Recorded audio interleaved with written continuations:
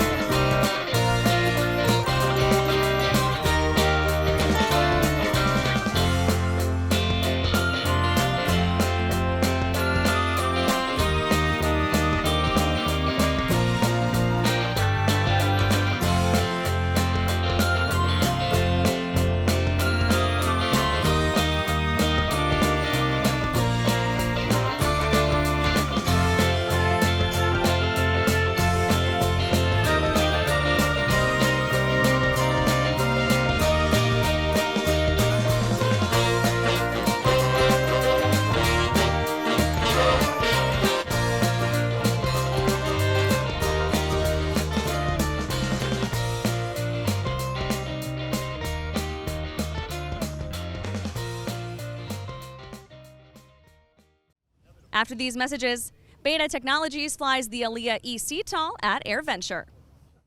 Folks, we're in Alaska, and this is Lake Hood. We want to use this opportunity to talk about AirVenture at Oshkosh. You may not realize it, but there's a float plane base on Lake Winnebago that is part of AirVenture. We also want to tell you about our Oshkosh sale. It's a great time to stock up on your King courses, July 18th through the 31st. Just use the code word Oshkosh on checkout to get 25% off of all King courses. Is your number one concern getting there, or is it safety? Of course, it's getting there safely. To take off effortlessly and land consistently with a stabilized approach, knowing your AOA is crucial for safe operation. Bottom line, Alpha Systems AOA saves lives. To find out more, visit alphasystemsaoa.com. FAA approved, Alpha is ready to upgrade your aircraft avionics package now. That's alphasystemsaoa.com. Dreaming of flight? AeroPup makes it real with a rugged, safe, and fun kit plane starting at just $22,500. Build it in 500 hours and cruise at 100 knots with 900 pounds of payload. And now, Field & Avionics brings Flybox to the U.S. market. High-performance European avionics built for experimental and light sport aircraft. Intuitive, reliable, and pilot-focused. See it all at fieldandaero.com. Welcome back to AirVenture, coming to you from Oshkosh, Wisconsin. If you've seen something especially cool around the AirVenture grounds today, tag Osh25Cool on your social posts. We would love to check it out. Next up, Beta Technologies flies the ALIA eCTOL at AirVenture. Beta Technologies has been demonstrating their ALIA eCTOL aircraft during the afternoon air show, a new sight for Oshkosh visitors. The Beta board is an all-electric conventional takeoff and landing aircraft, formerly named the ALIA CX300. So behind us we have the CX300 from Beta. It is our conventional takeoff and landing aircraft that's all electric, which is really cool because it means that we can use existing runway infrastructure to electrify aviation today. So it's fully electric. It can fly about 215 nautical miles and carry 5 passengers with 1 pilot or a bunch of payload too. You touched on a really important topic, and that's the infrastructure. So you're doing a lot, I think, compared to everybody else on the electrification. So what are you working on right now, and how far is that footprint starting to expand? Yeah, for sure. So we're building a nationwide network of charging infrastructure at airports.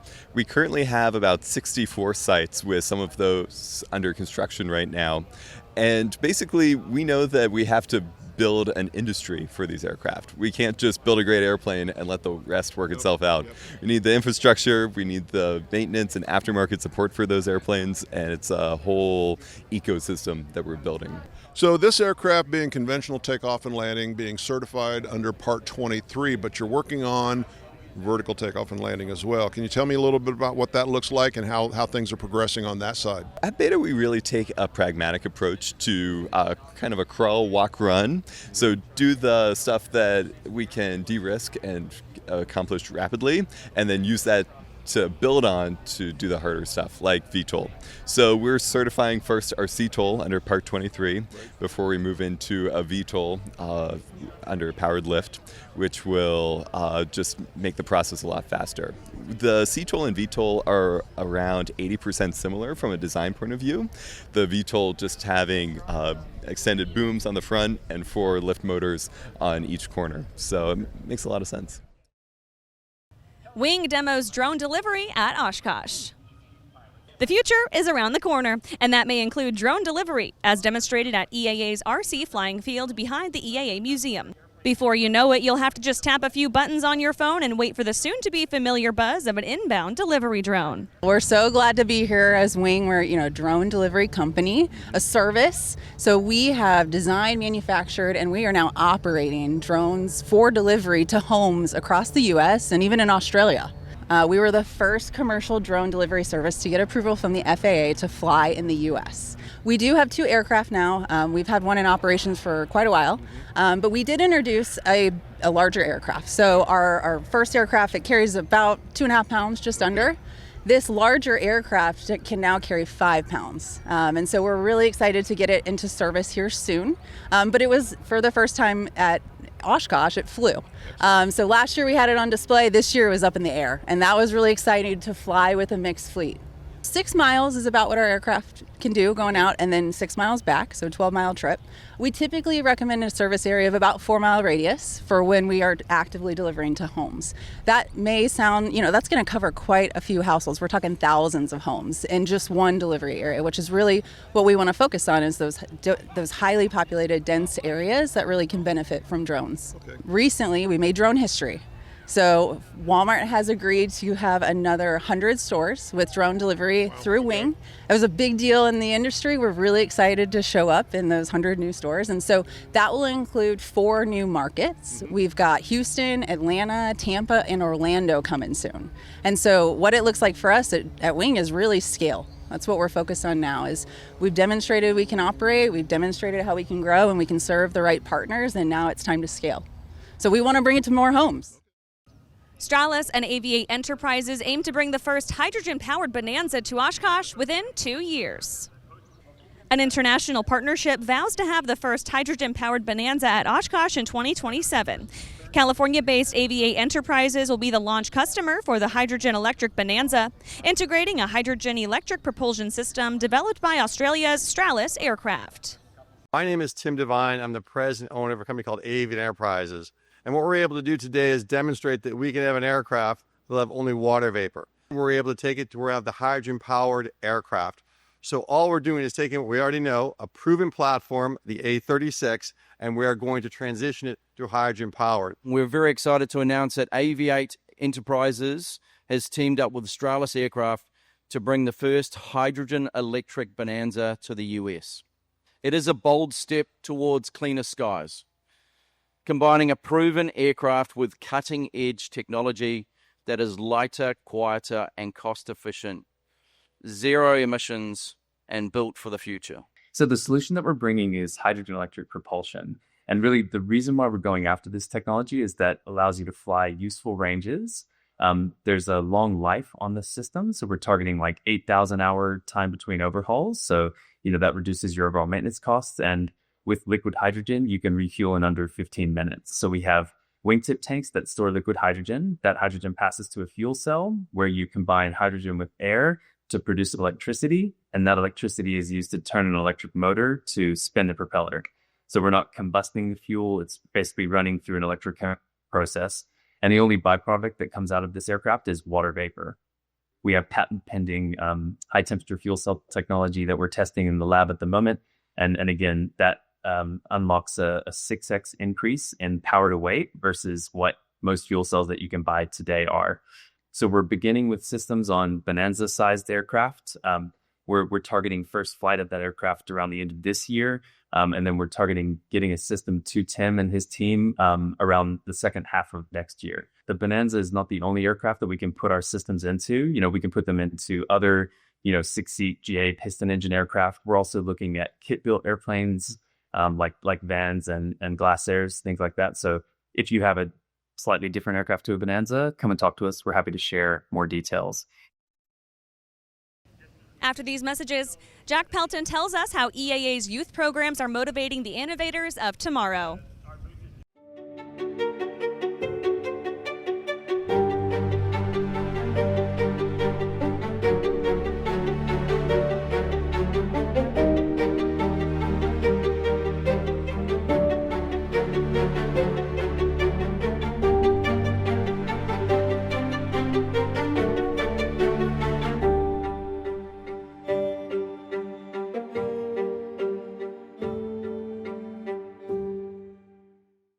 There's a world far beyond the city lights, beyond control towers and paved runways.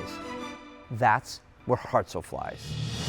Hartzell carbon fiber props, stronger, lighter, faster, delivering unmatched performance, relentless durability, and raw power for those who demand more. So here's to untamed skies, faraway places, and the prop that's always ready for what's next. Hartzell propeller, built on honor.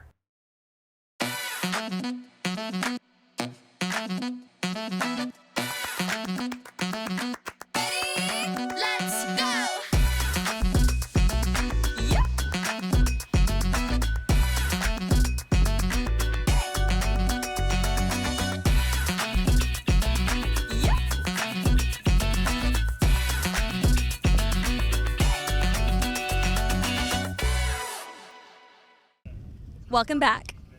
The Young Eagles program is nearing 2.5 million flights given. Here's Jack Pelton to share why getting kids interested in aviation is so important. Young Eagles. My impression is that it's done a lot of good. The question is, have we been able to quantify that? We had a stated goal of flying a number of young kids. We never had a stated goal of turning them into pilots. Mm-hmm. And so it was really just an engagement activity, which we're hopefully next year going to be at 2.5 million. But I think we've added other things that are getting results. The Ray Scholar program, most significantly, we have 500 kids now who, the criteria is you have to be a Young Eagle, and then you have to, through your chapter, have mentors that support you. So it's an EA-centric that we can measure and have measured. The close to 5 million that have flown today, we got lots of stories, and they're phenomenal, amazing when they send the letters back that I'm now a captain for United, and if it weren't for that first flight, or I'm flying in the military for the Thunderbirds and I started in a Young Eagle flight, we haven't done a good job of actually capturing to say with the numbers. But the number percentage-wise isn't going to be real high. It's fishing in a big sea, and you got to get lots of lines out there and hope a few get hooked. If you fly a Young Eagles flight today, you're automatically enrolled in our program called Aero-Educate, and that's an online educational system for the Young Eagle, their parents, and their teachers to have access to the world of aviation and career paths that they may want to consider beyond being just a commercial pilot. There's activities, there's things, there's badging, there's lots of things. Because our goal was, after they take the flight, what happens? Where do they go? Because we're competing for their time like everybody with their hobbies and sports and other interests are. We got to be in front of them, which means on their phone or iPad or computer. So we have that in place. We augment it with putting money behind it by having a scholarship program. So if you do get that interest and you want to learn to fly, there's EA resources to help you get there. So we're trying to build on that and make it stronger. We have our Sport Pilot Academy here during the summer. We also have the Air Academy, which is one of the highest rated camps, summer camps for kids, week-long events. So lots of pieces that we try to glue together. Tomorrow, hear from Jack all about EAA's upcoming plans for their museum. I'm big on strategic planning and having things planned years out. We have to work through what we're going to do with creating a facility for the B-17. And when I say create the facility, it's just not walk in to look at it, but put all the other things you need around the video and telling the stories that go with it. So it's a great experience for coming here. And more of the story about the exhibit, so you're just not reading a placard. It's telling you really why this is important. Thanks again to today's show sponsor, King Schools. Between now and July 31st, you can save 25% on all King Schools courses using code Oshkosh. That wraps up our third day of coverage here at AirVenture. Don't forget to stay up with all the latest on our YouTube channel or aero-news.net. We'll see you back here for more tomorrow.